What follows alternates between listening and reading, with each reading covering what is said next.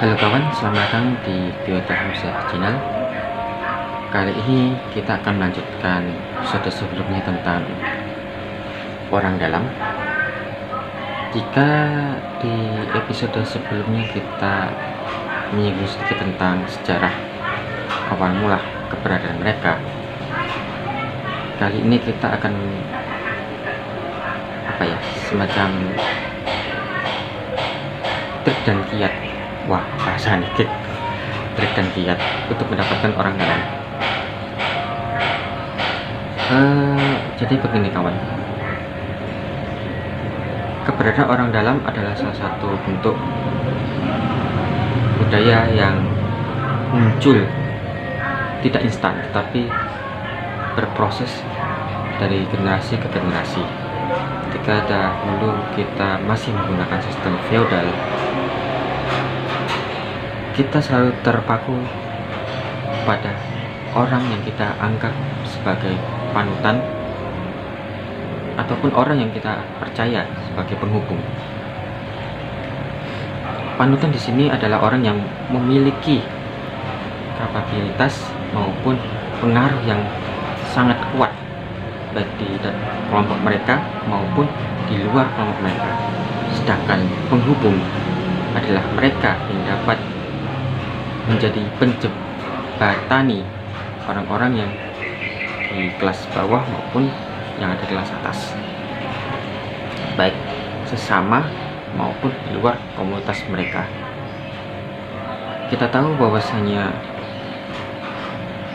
mulai dari zaman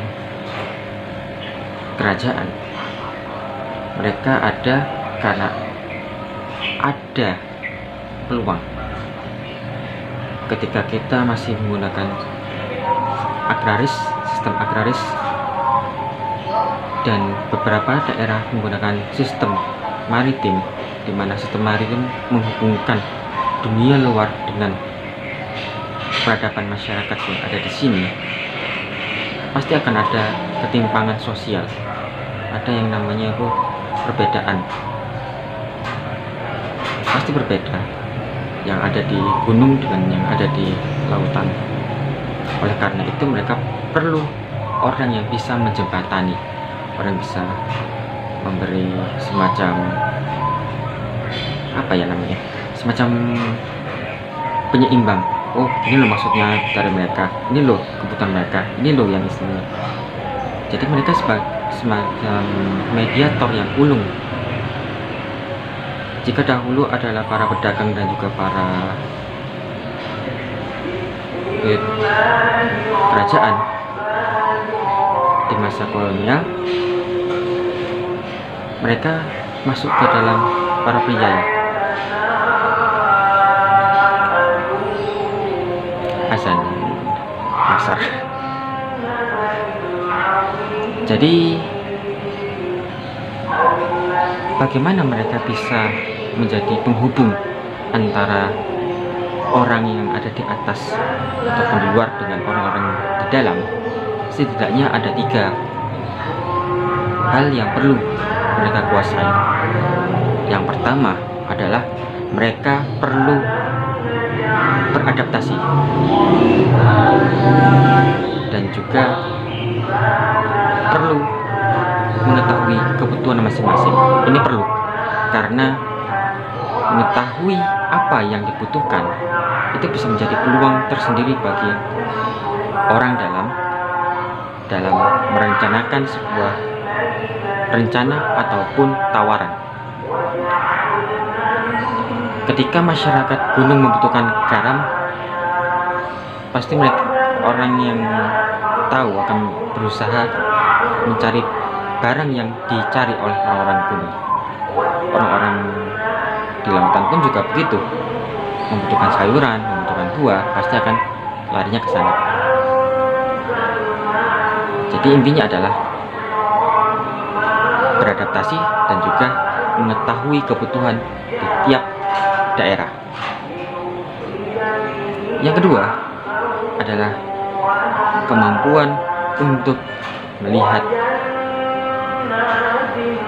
emosi, kebiasaan Jika yang tadi beradaptasi akan kebutuhan, yang ini beradaptasi akan kebiasaan. Setiap wilayah memiliki kebiasaan yang berbeda-beda, kebudayaan yang berbeda-beda, dan juga memiliki tata cara yang berbeda. Orang Jawa dengan orang Sumatera mungkin berbeda, orang Kalimantan dengan Sulawesi berbeda. Lalu bagaimana menghubungkannya? Saling mengenal satu sama lain. Itu perlu karena kita berhubungan dengan orang yang berbeda tetapi memiliki kebutuhan yang sama. Dan yang terakhir, ketiga adalah kepercayaan atau trust.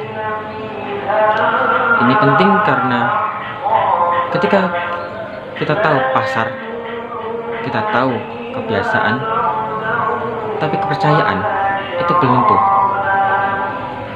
Jika masih ada rasa curiga satu sama lain, itu akan membuat seseorang merasa susah untuk memberi informasi pada orang yang membutuhkan. Informasi adalah sesuatu yang sangat penting, di mana informasi menjadi landasan berpikir, landasan mengambil kebijakan, landasan untuk mengetahui poin-poin yang perlu kita lakukan ke depannya. Dan inilah yang menjadi poin penting mengapa orang dalam bisa beradaptasi baik di atas maupun di bawah, baik antar sesama ataupun di luar. Lalu bagaimana dengan kondisi saat ini? Kita perlu jujur bahwasanya orang dalam itu terkadang tidak selamanya berkonotasi buruk, tetapi karena kita sering melakukan kesalahan yang bisa ditolerir, itu menjadi membuat keberadaan orang dalam itu seakan jelek. Padahal orang dalam itu penting bila kita bisa menempatkan sesuai dengan porsinya. Baik buruk adalah sesuatu yang subjektif, tetapi manfaat adalah sesuatu yang objektif, dan itulah salah satu keberadaan orang dalam tetap ada dari masa kolonial hingga era milenial seperti saat ini. Target pasar, kebiasaan mungkin bisa, tetapi kepercayaan adalah sesuatu yang sekarang mulai sulit untuk didapatkan. Bahkan seorang penjahat pun membutuhkan orang yang jujur dan terpercaya agar bisa melaksanakan aksi mereka. Ya, mungkin itu saja yang dapat saya sampaikan. Saya mohon maaf jika ada salah kata maupun ada gangguan yang tidak terduga. Saya Kita Hamzah, mohon kritik, saran, pendapat, dan juga pendapat kawan-kawan agar channel ini bisa berkembang. Saya Kita Hamzah pamit. Salam.